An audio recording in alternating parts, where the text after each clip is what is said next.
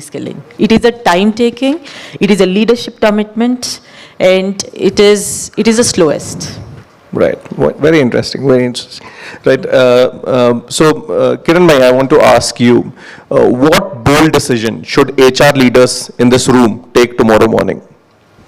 Very clearly, embrace AI and look at how do you use it as a tool to make your drudgery go away, monotony go away, but frees up your time to really look at what Abhishek mentioned as deeper, build your core skills, transferable skills, human empathetic skills, because those are the power skills which will not go away. Creativity, innovation, problem solving, you can spend more time on it and remove the execution filter through ChatGPT or GenAI. Thank you so much, Kiran bhai, for that. Rahul, what must India do differently to become a global talent superpower? That's an interesting one. I think we are already a global talent player. What I think we should do differently to sustain that is to ensure that we have a growth mindset.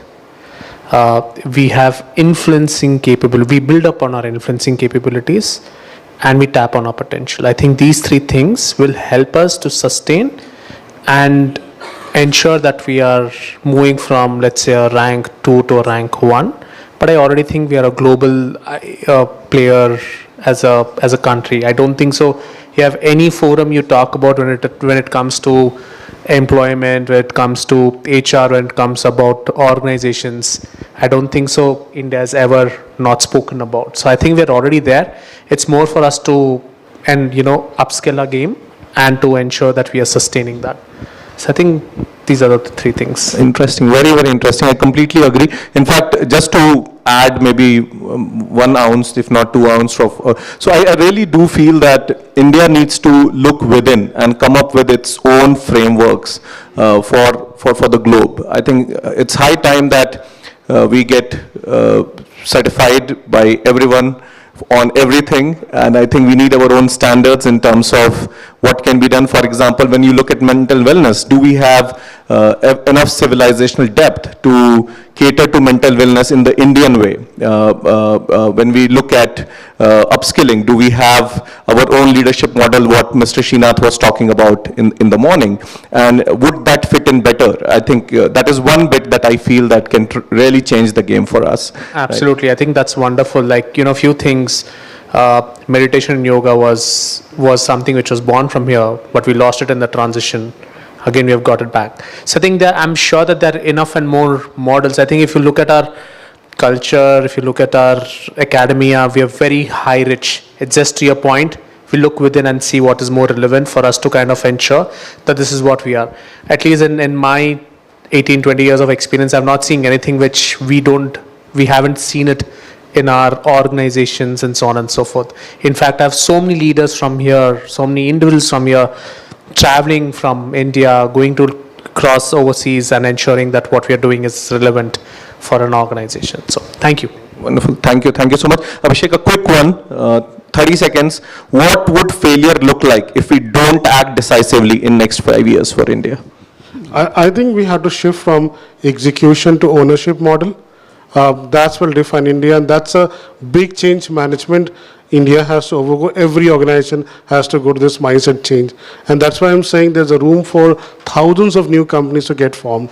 But we have to make this change management a mental shift in our minds. Yeah. Right. Wonderful. Guys, big round of applause for such a wonderful panel. All of you have kept the answer precise to the point, and I have learned so much, and I'm sure audience as well. Thank you so much. We'll have a group photograph, please.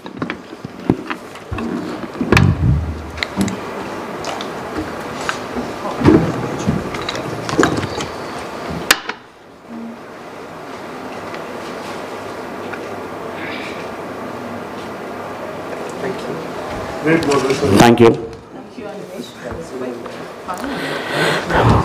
Thank you for the session 1 moderator and his team. We had an excellent session. Now we'll go with the session 2. GCCs, the India Advantage, new HR models, next generation leadership pipeline, and in-demand capabilities. The session will be moderated by Dr. Augustus Azaria, Chair, ASSOCHAM Southern Regional HR and IR Council, and also the Regional Director of Kindle India.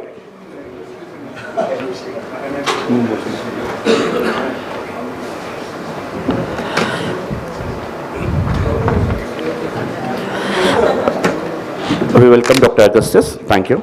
And the panelist of the session will be Ms. Aarti, the founder of GCC Wise, Mr. Sajid Ahmed, Global Ed Learning, Capgemini, and Ms. Sindhu, talent leader from Novaritis. Thank you.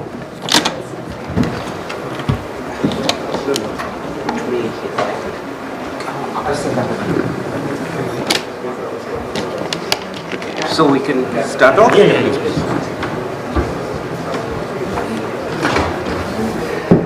Okay, so good afternoon now, and I'm truly delighted to welcome all of you once again, and Sindhu Aravind Dakshan.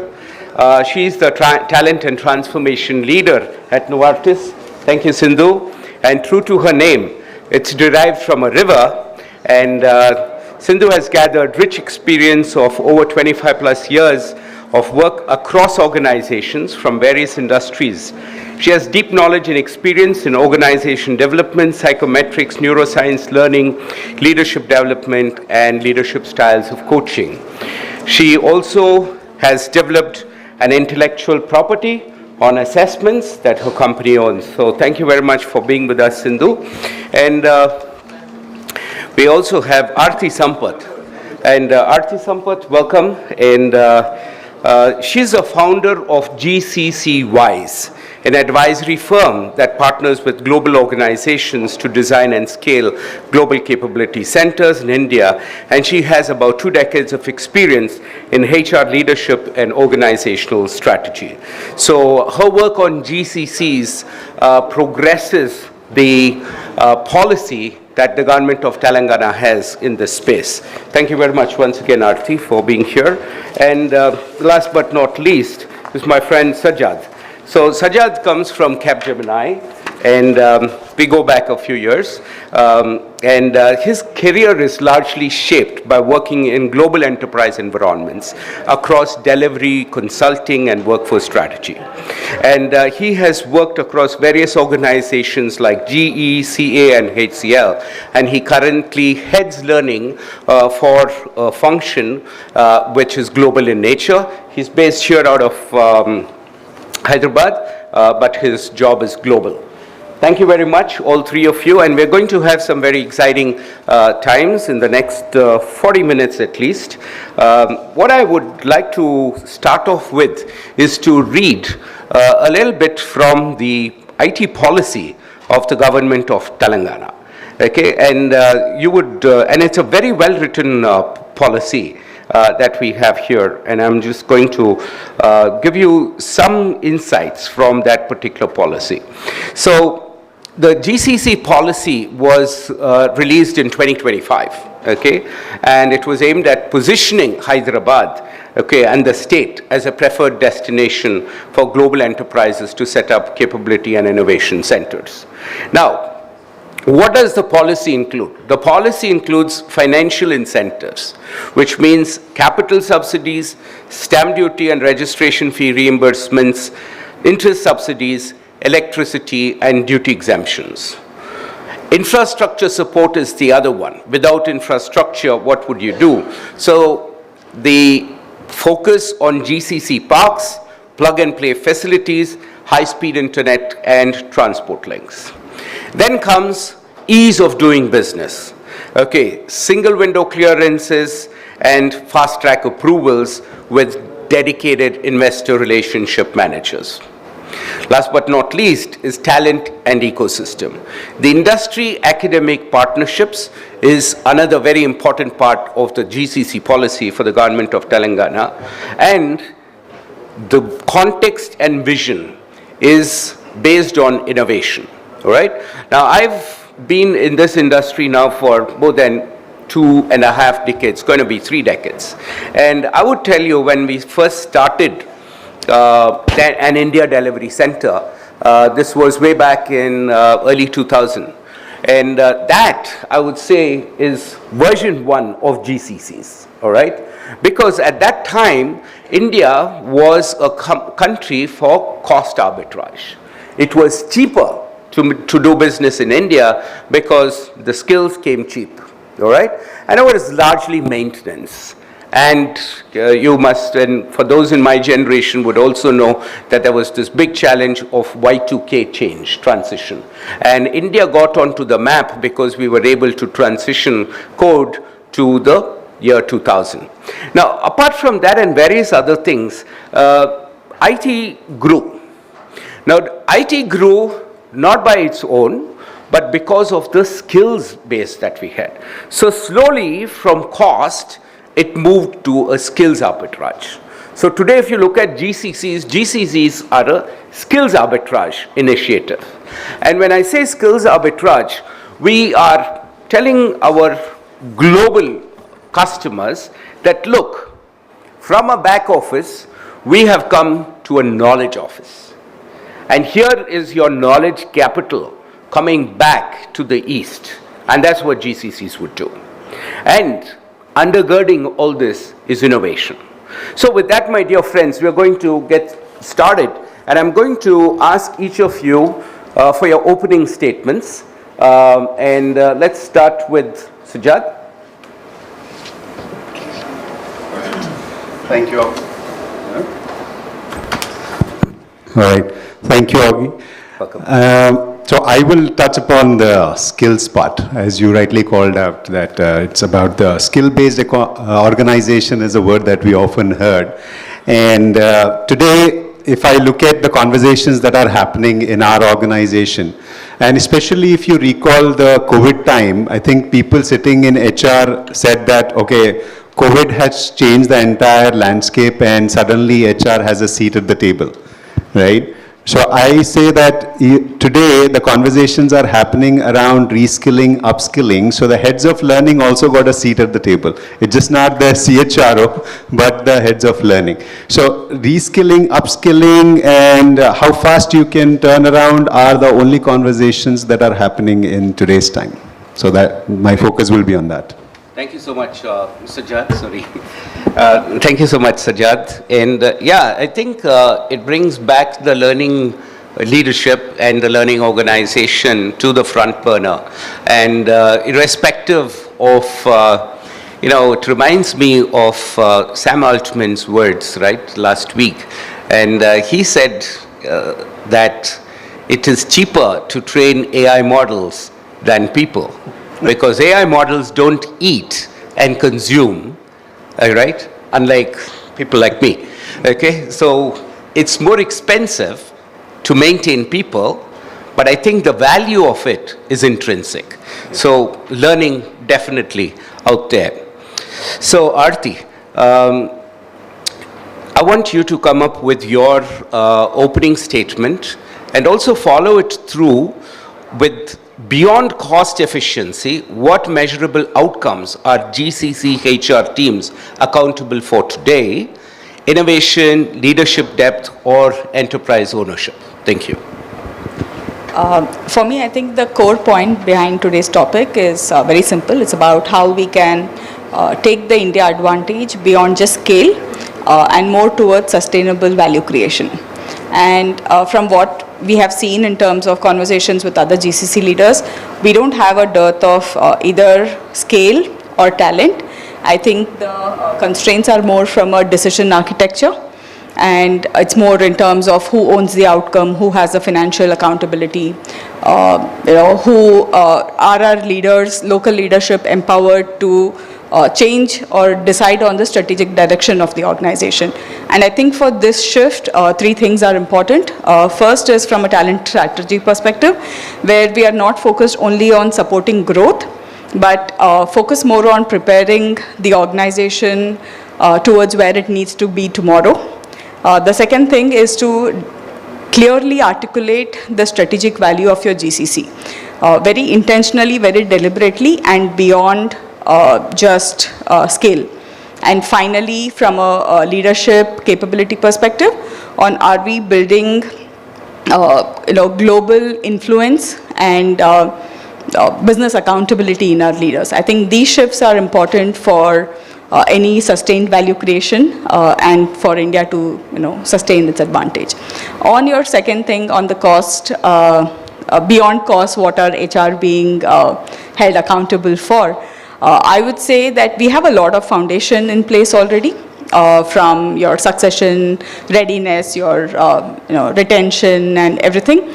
What we need to, the layer I think we are missing today is the readiness lens. Is it if the organization has to change its mandate today, how ready is the organization to adopt that change without really disrupting? And I think that's where the focus needs to go right now. Great. Yeah. Thank you. Thank you, and truly seismic shifts, right, as organizations change, all right? And we go to Sindhu, and Sindhu is very well poised because she's the talent and transformation leader. So for your opening statement, Sindhu, and to end that opening statement, what do you think would be the top 3 non-negotiable capabilities for the 2026 professional that didn't exist 2 years ago? Specifically in GCCs. Great. Hi everyone, really happy to be here today. A couple of things came to my mind as I was going through some of the recent research around what are some of the negotiables and the non-negotiables, and I think today we are sitting at a point of being a sandbox for, as a sandbox for global leadership. So as a GCC, which means to say that we need to move away from a service mindset to leading innovation. So there was a time when we were known for excellent customer service, high levels of empathy, cost arbitrage like you mentioned. But today, times when there is, with the evolution of technology, I think we have reached a point when we need to move away from the service mindset, back office, offshoring to leading innovation. So some of the non-negotiables is really adoption of AI, but more importantly, how are you leading some of that, from bringing different multidisciplinary into action. Therefore, how do you bring AI as an enabler is going to be an important thing. The other non-negotiable, which definitely AI will not take away, is your creative mind, right? So creativity is something that humans are the ones who created AI. So while you can call it an intelligent system, machine, technology, but it is the creator who needs to continue to create, which is going beyond AI. So that is the other important thing. The third for me is, in all this, what is most important thing that we forget is being human. So how do you bring the humanness, human-centered experiences as you are advancing in technology is going to be irreplaceable. So something that we need to think through in everything that we do today. So for me, that's a non-negotiable. Bang on. Thank you so much, Sindhu. AI enabler and the human potential as far as creativity and innovation goes.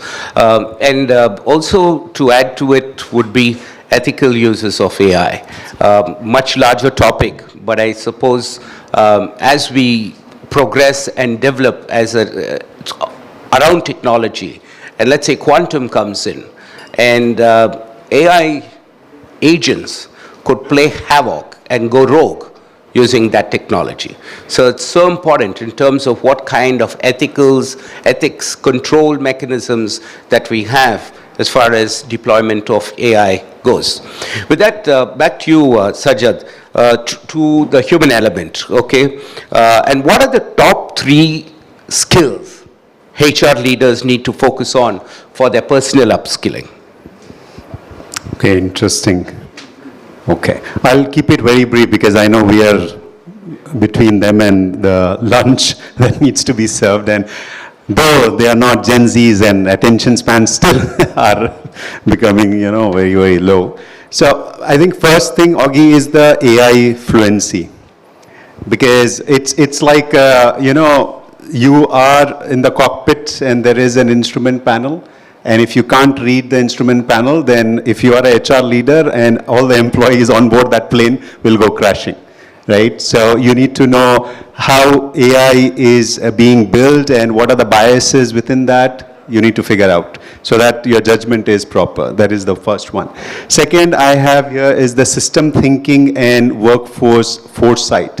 I think the leaders who work on hindsight will not be rewarded now, but the foresight, right? That's the second. And the third is plain human leadership, because if you're talking about the HR leaders, then I guess they need to be the lighthouse in the fog, because there is so much of, uncertainty, anxiety around AI, and there is customer pressure on implementing certain things. Then people are asking this question like, okay, if you bring in that, what's going to happen to me?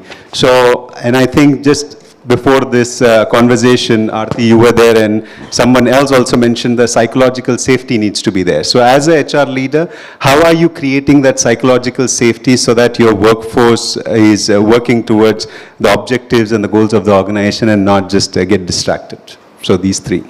Thank you so much. Yeah, psychological safety there. I just wanted to add one more thing for HR leaders is the ability to unlearn and including me, many of us, we tend to say, during my time it was like that, okay? And I think we need to get out of that mindset. It's great to have the wisdom of the past, but I think we need to equip ourselves with the knowledge of the future, all right? And with that, what differentiates, Aarti, strategic GCC from a traditional offshore center? We are not talking about new coffee machines here, okay? We are talking typically on hiring, rewarding, and what are those capabilities that are deliberately there? Thanks. So I think the very simple answer is accountability. It is about where the accountability sits between a for an entity to be called a GCC. So if it's only a delivery center, then we should stick to the older term of our offshore offices. But I think the differentiator for GCC is in terms of ownership outcomes, taking responsibility on the basis of judgment, trade-offs, any commercial awareness. And should I say, if our hiring and performance systems actually reward this, I would say we are still work in progress because today a lot of our GCCs are still primarily delivery centers. And delivery is non-negotiable. So our hiring systems, our performance metrics are built around reliability and operational excellence. But there is a growing expectation that our leaders and our people show more global influence, commercial awareness, and decision confidence. And there is stress on our on our hiring practices and performance management systems to keep up with both operational and delivery excellence and ownership. And I think that's something that we still have a way to go to be able to balance both of them. Well, I'm getting such short, crisp answers from you all that I'm running out of questions. Okay, thank you so much for that. And I'm going to come back to you with a related question in terms of the P&L, so we'll just hold on to that one. Sindhu, coming to you, okay, how are we addressing the need for inclusive workplaces and managing a multi-generational workforce for the high-pressure environment of a GCC? Great question. I think for a long time, we've been talking about diversity, equity, and somewhere in the whole thing around between diversity and equity, we've forgotten what it means to be inclusive. And I think as human beings, we were always inclusive.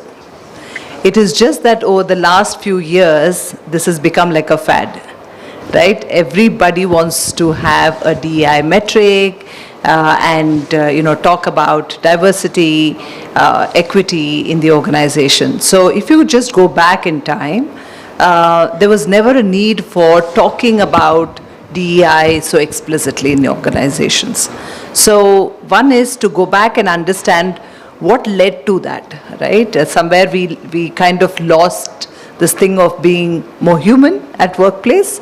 So we kind of have it in us innately to be more inclusive. Now, having said that, having lost that along the way, what do we do in order to become more inclusive? I think organizations are also moving in the direction of having KPIs where inclusion is tested or becomes a part of a leader's scorecard. And honestly, that's the other extreme. I personally don't want to be measured saying how inclusive are you, right? But that is what we are actually pushing the organizations to do, because it's not happening organically. Therefore, how do you bring a culture of collaboration? How do you help people look at a mindset shift from saying that the organizations today are no more about intact teams? It's about network teams, right? And people are thriving in those network teams where they need to influence without authority. And given some of these things of being having a network team, influencing without authority, collaboration is becoming a measure of success for these teams and leaders. So collaboration is helping people becoming more inclusive. So one is to look at a metric, but I would say this is really about compelling stories and how leaders are not there to impress, but to really inspire. So how do we actually then look at leadership, not from a position, but saying leaders can be across levels, and how do we reward such behaviors in the organization? So it's not a straightforward thing. It's not something that can be done overnight, but something I feel is not just a corporate problem anymore. It is a larger society problem today. So if inclusion needs to become a part of what you see inside the corporate, you need to bring some of those practices outside as well in the larger society. So I think as a society, we need to address that, and corporate is just a subset of the larger community or society. Thank you. Some fantastic feedback on that one, and my experience says that, taking that word collaboration from you, and I always say this, when you collaborate and bring teams together, what happens? When you put people together and they collaborate, it drives innovation. And collaboration is right at the foundation for you to be innovative, for you to have a good P&L, a healthy, stock price, and so on and so forth. But the human element that you brought in is so important here, right? How do you make people feel empowered? The psychological safety that you were talking about earlier. And those are, I think, also the guideposts for HR leaders today, not just HR leaders, but I would say business leaders. So thank you for that, Sindhu. I'll come back to... Can I just add one more thing? Sure. And this has become more pronounced, I think, post-COVID. I think the pandemic kind of taught us a lot of things, good, bad, ugly.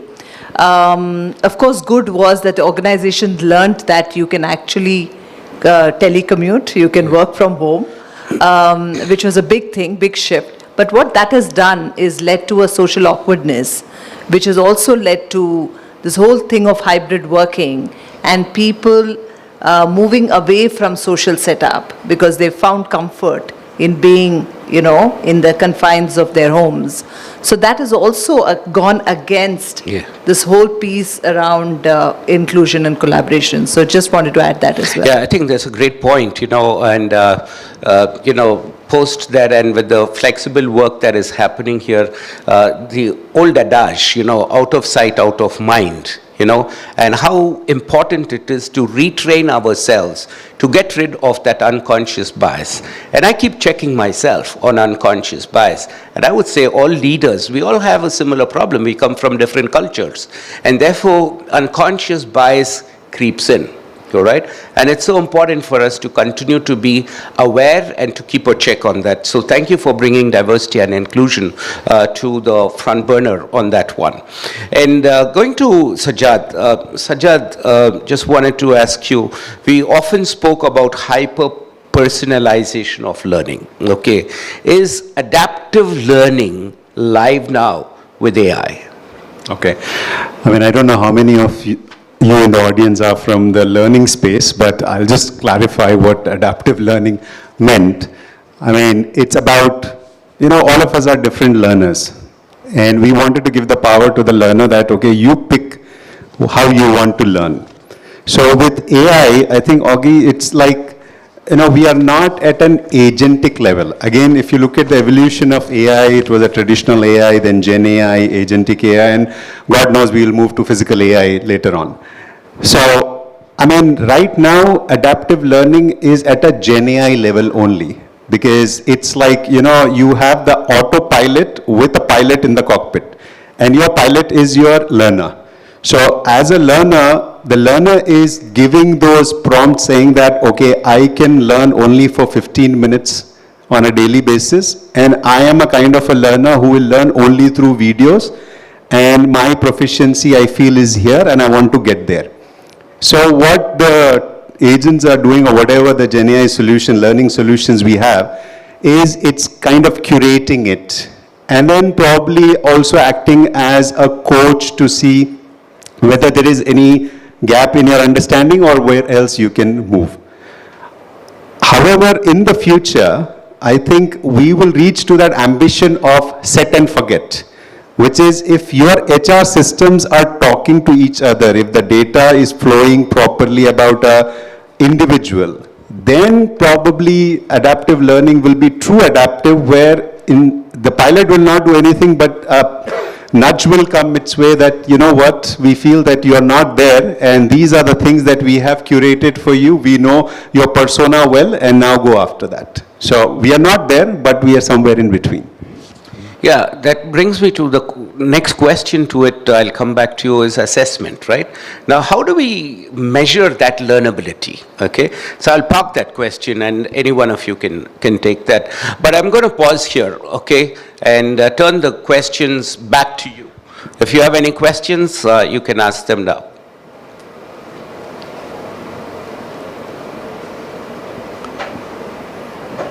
Oh, there's a hand out there. Thank you very much. Yeah, please go ahead.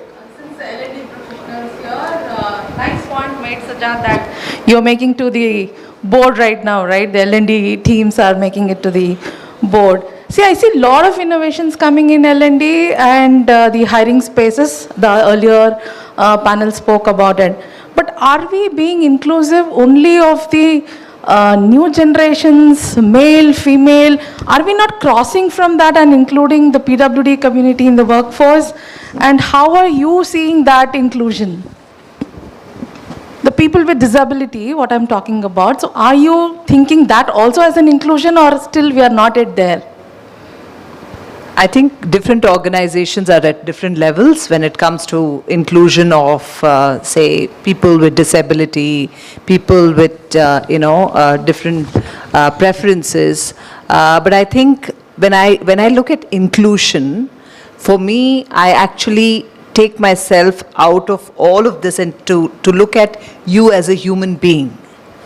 Regardless of what you bring, right? Are you able to bring your full self to work and feel that you belong, right? It doesn't matter whether you have a disability or, you come from, say, an LGBTIQI plus community, whatever your background, that should be something which is very personal to you, right? Some of it is visible. Of course, if, have a disability or on a wheelchair, it's visible. But I may have a disability I don't wish to disclose. But can I still come to work and feel that I have the infrastructure and everything that it takes for me to thrive at work? What you brought me in here for was for my competence, right? And so my whole being needs to come in and I need to feel myself to give my best. So that, are we respecting that individual as a human regardless of their background, their preferences, right? So how are we creating workplaces? And learning is just one component, right? including things like infrastructure, right? Am I having a place for everybody in the organization where people feel, they have. Today, I think we have categorized the whole diversity thing into so many pillars that I don't think we should measure against that anymore, because those pillars can keep going on and on and on. It's like peeling the onion.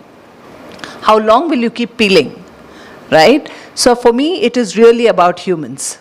And if I walk into an organization, I feel that, I belong here and I am respected here for who I am, and you don't ask me questions that makes me uncomfortable, and I feel safe, psychologically, physically, emotionally, mentally safe, then I feel one can be their authentic self and thrive in the organization. Everything else for me is secondary. Yeah? Yes, please.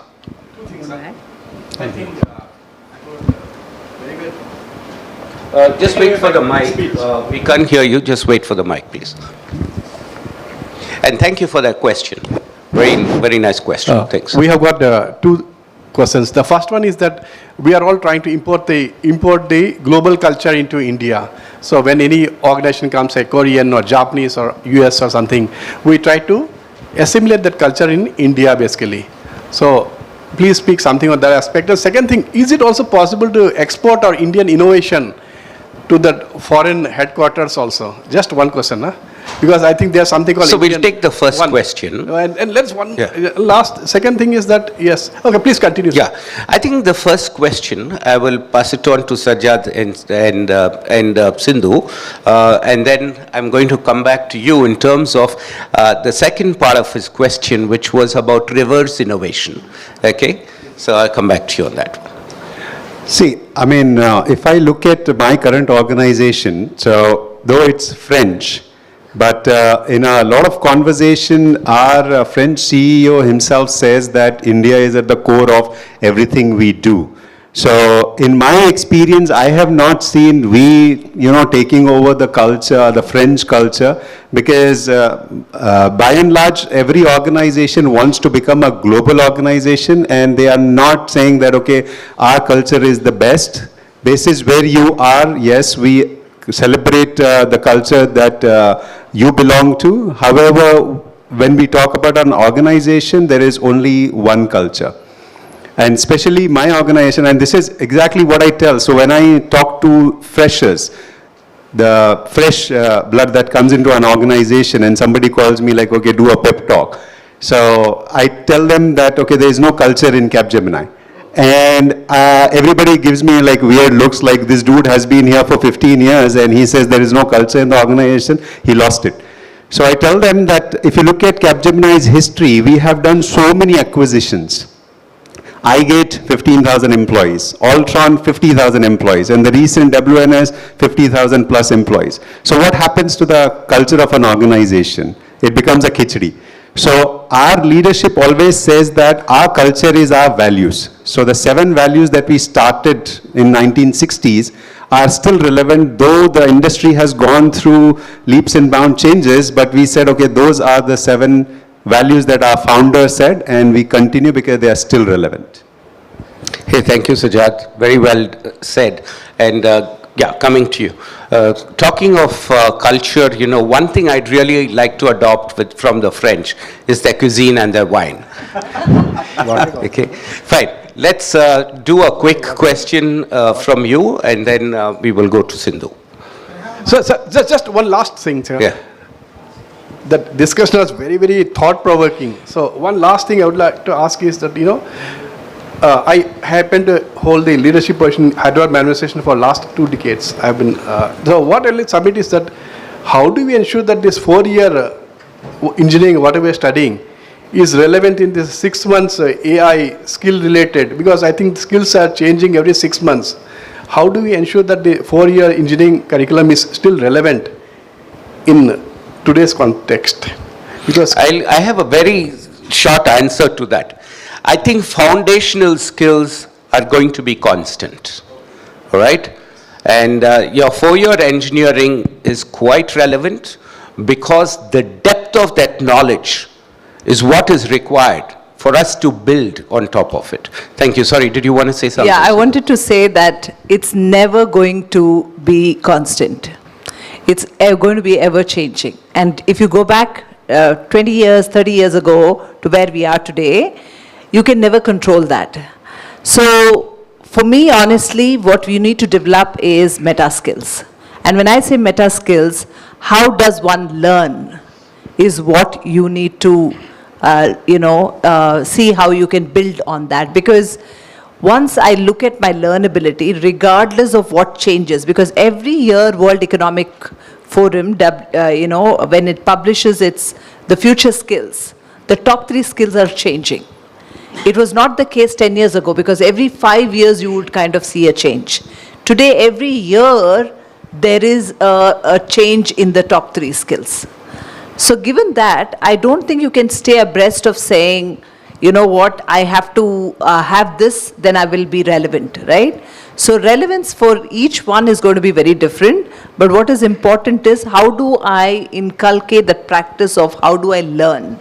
And that for me is a meta skill that one needs to incorporate. And I'll just add 30 seconds to that. So when you spoke about engineering students, right? I mean, still it's okay, they are closer to technology. But in my organization, because we also have consultants, a lot of people, non-technical people come and tell me like, okay, is it that everybody should become a technologist now because wherever we go, we see AI. So, I tell them that if you're using a calculator, that doesn't mean that you're a mathematician, right? So, AI is just an enabler, as Sindhu said. So what we tell our people is you need to have a domain expertise. If I am talking about a consultant specifically, right? Those consultants will have the domain expertise. Plus, they need to have that problem solving skills, and then plus the AI tools, so that they accelerate the analysis and then give the value to the client. So nobody is expecting people to become a technologist and know everything about AI. And I guess the conversations that are happening today on AI is more on the models and the platforms and the infra layer. Investment is happening there, but for a general population, it is the application that they use, right? Absolutely. Thank you. I'll take your question in a bit. Because I have a very important question for Aarti, okay? And Aarti, are GCC leaders in India given real global decision-making authority? One. And do they have P&L exposure?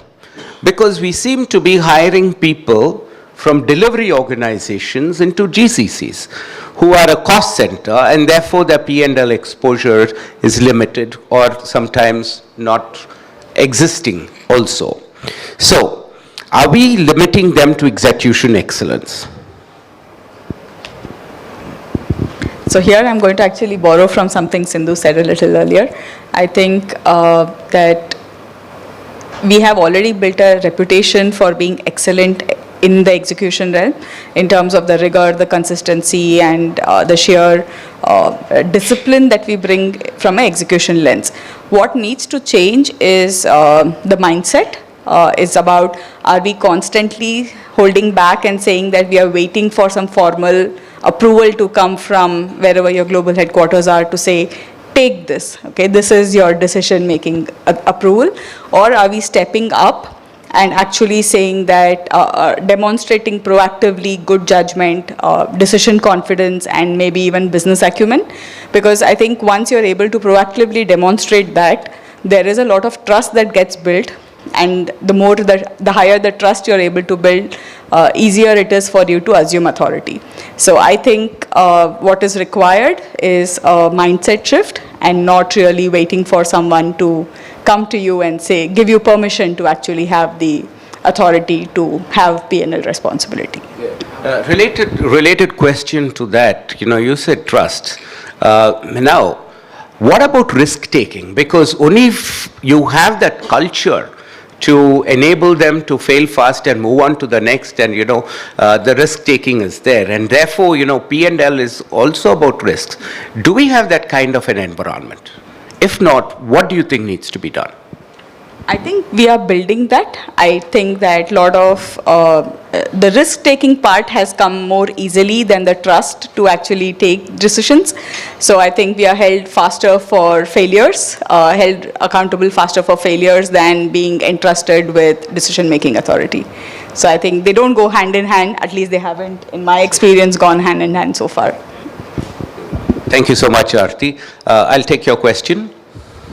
Fine, Augustus. Thank you. Maybe in this round, I want to park my question now, because twice my question got parked. So the third round, I decided to park my question. But nevertheless, I'm happy to hear my good friend Sajid and Sindhu here. Happy listening to both of you. Thank you. Thank you very much. Okay, so as we're going closer to the clock, let me go to Sindhu. Sindhu, with AI and its impact and the future of work, how are we bridging the gap between existing legacy skills and the skills-first demand of human-AI collaborative workforce? Yeah, this is such an interesting cusp in that sense, right? Because very soon you'll be hearing managers developing managerial skills where it's not just about managing humans, but humans and humanoids, right? So today, as we speak, there are multiple things in the organization where you have AI agents managing it.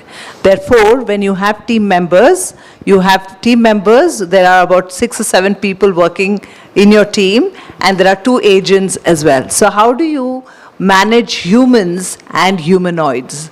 That's one skill that is going to become a very, very important one. The second one, I think Sajid spoke about AI fluency, but for me, and there is a lot of fear also that people have saying, does that mean that I'll be out of job, right? I think it's time for us to reflect, pause and reflect, and look at what does AI mean, right? And AI alone is not going to help you in your efficiency. Right? There are many other ways to become more efficient. And automation need not necessarily always be AI alone, right?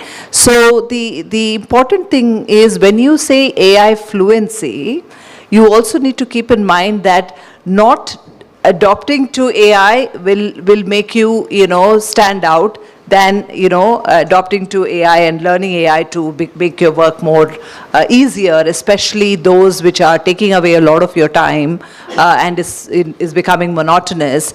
And if that helps you, whether from a cost angle, from a headcount angle, from a process efficiency angle, how do you continuously strengthen your foundations so that you are able to become more strategic, to the earlier question that you had, and how are we able to prove that you're creating space for becoming innovative? Today, what's pulling you down is all those processes, all those bugs that you're trying to fix. If you are able to use AI to your advantage to create space, saying, if this is going to give me 5 more hours, because what took me otherwise 10 hours is now taking me just 5 hours, where am I using those 5 hours? Am I using that to innovate something? Therefore, having that seat at the table in your global, leadership to say that India is not to be considered just as an offshoring center, but how can I become a voice at the table to be able to co-create, co-strategize the organization's, next set of strategic priorities. So for me, those will become the most important thing with AI coming in. But the last one is really about saying, the organizations of the past looked at, of course, competencies. There was grade-based, tenure-based organization. It's no more competency-based, grade-based, but we are moving into a skills kind of based where organizations, even with your titles, etc., it is really about what are the skills that you are developing and what is that will help you grow in the organization. So the skills framework, the job architecture is changing. The skills framework and skills intelligence is becoming a big thing in the organization. Therefore, career paths which are very unique to the individual based on the skill set that is required, not just for today, but keeping the future skills in mind. So these are some of the things that I wanted to share to the question that you Thank you so much, Sindhu. True to your name, the knowledge is so free-flowing from you. Thank you so much. And with that, do we have time? Yeah. Yeah, Hello. go ahead. Yeah, I think it's a similar question, but just reframing it. So now as we see, GCCs are playing a big role in really getting the next stage of the evolution of, for example, Hyderabad. So Hyderabad is attracting a lot of GCCs here. So in that context, what are the key message, I think as you try to summarize already, but key message, because earlier it was only the back office and also technological delivery centers, but now it is a GCC means functionally and process oriented, and also almost we are trying to replicate the global offices into here. So as you also mentioned about decision making power, actually probably not only just about executing what they advise, but it is also taking the control in terms of running their organizations. In that context, to all these HR colleagues here, so what are the key message you try to send them and to give them that this is the roadmap they can able to follow to make it ready for the GCCs in general? I have just one line, and I want my co-panelists to answer that in more detail, but for me it's from cost arbitrage to value creation. I think it is time for us to stop hesitating and saying that we can't do it, and to step forward, step up and assume, be assertive and assume the responsibility proactively instead of waiting for them to give it to you. Anything from you? No. Great. Yeah, from thank you. cost arbitrage to value creation, and just as we are concluding, yeah, make it 30 seconds because I can hear a lot of stomachs growling, including mine. Yeah, so quick question to you, Sindhu, on the inclusion point of view, what kind of challenges are you facing to become to inclusive of the Gen Zs? Because that's where everywhere we are right, all HR, I think, fraternity, aware of now what kind of challenges we are facing, especially in terms of the inclusion. That is for you. For Mr. Sajjad, on this again, these Gen Zs, what kind of challenges you are facing? Because you hire maybe 40% or 50% of your workforce. What kind of challenges you face to handle these Gen Zs? You know, you should have actually co-moderated with me. So let's go quickly. Yeah, I think we have somewhere branded the Gen Zs to be like this generation who cannot be managed, understood, etc. Right? Interestingly, each of the generation brings a strength with them, right? And for us, if you look at the organization, it's always a mix of multi-generations. And if you recognize saying that each generation brings a strength, and if you're able to tap into that strength, rather than labeling them, saying, oh, this is a very difficult generation, this is an easy generation to manage, oh, this was more flexible. I think each generation brings something with them.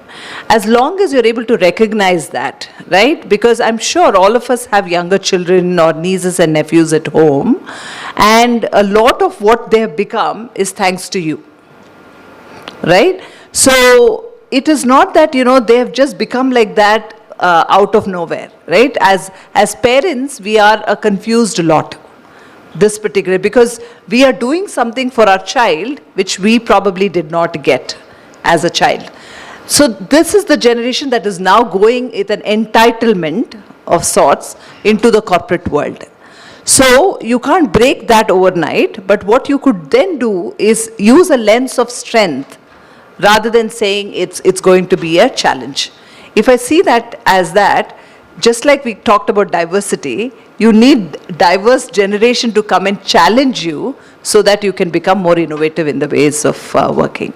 So I would say embrace them as yet another, set of people who are coming to challenge you, rather than to say, oh my God, it's so difficult to manage them. Which means to say, somebody talked about unlearning, right, and the ability to keep learning and become relevant. As managers and leaders, we need to then become, how do we inculcate some of those, learn some of that leadership skills in order to become, embrace the challenges because not everything is there in the book. There's no rule book for leadership, right? So that's my 2 cents on that. See, as Sindhu said, I think that generation doesn't like to get labeled. But there was a reality check that happened just last week.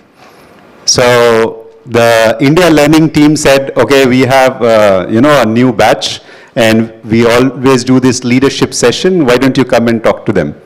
I said, okay, what time? 11 o'clock. I said, all right, give me the venue. They said, this room. 10:55, I'm there and nobody is there. And I'm like, okay, fine. I'll kind of give them benefit of doubt of 5 minutes. 15 minutes passed, 11:15 also nobody turned up, and I had to call the coordinator saying that, where is this batch? They said, oh, they are not there. I said, no. They all came in at 11:20 after that nudge. So I told them that, you know what, sense of time. I know that you guys don't want to get labeled, but did you know that 11 o'clock you have a session with a senior leader in the organization? They are like, yes. I'm like, then what happened? They are like, oh, we were kind of on a break and all that. I'm like, what is this? And I also teach in some MBA colleges, and there was this Gen Z who's also in a lead role, and she said, sir, I am a Gen Z, but I am very worried about the Gen Zs that I'm leading because there is no sense of ownership. So while yes, they come, I mean, let's not blame them because unfortunately they are born in a time and era where things come to them so easily, and for our generation things took a different turn. While embracing at the same time, I think nudging them and telling them the direction that they need to take will be helpful. Absolutely, and there's a lot to learn too, to give due credit to the Gen Zs. There's quite a bit of reverse coaching that I get from Gen Zs, right? So with that, I think, do you have anything?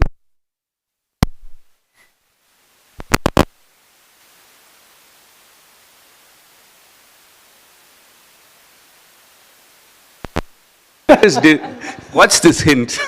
Okay, great. So that actually brings us to the close. So you've been a fantastic audience. Thank you very much. And I must say that in spite of pressing deadlines, we have these wonderful panelists here. Sajjad has to catch a flight to go to the Dominican Republic tomorrow for his global meet. And thank you so much for giving this the priority and being here. And of course, Sindhu too. Thank you so much, Sindhu, for your free-flowing wisdom. And Aarti, I hope you make it to that client meeting. I know you wanted to jump off at 1:30, but I'm like holding her down here. But please feel free. And thank you so much for your inputs. And with that, we will close. But one last commercial. You had questions on the Gen Z. There is a mouth-watering session this afternoon on multi-generational workforce. So don't miss that. Have a quick lunch and please get back here. Thank you very much. Thank you.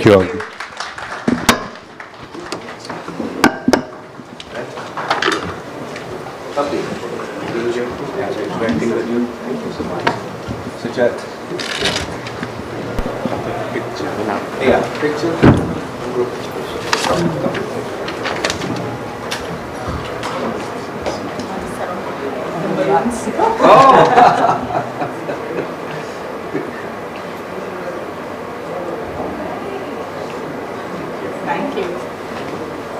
You know, talking about maroons, so this one was actually for my nephew's wedding, and the color theme was burnt orange. I could never get burnt orange. I was saying burnt every time these Gen Zs are like long distance.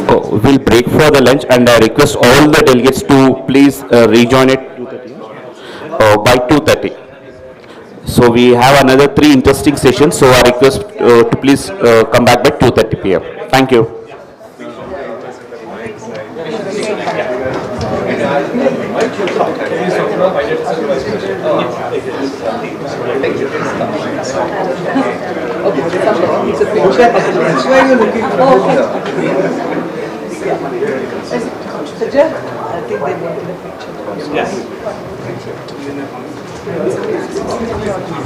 Nice of you to have taken time off for the session. That encourages us. Thank you. Thank you very much. Thank you. Thank you. Yeah. Take care. Have a good one. Yeah. Thank you. Yeah, please, please.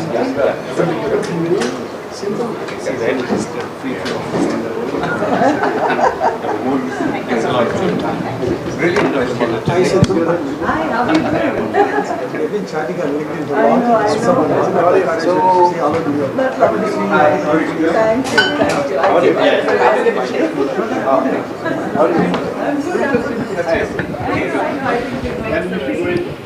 good.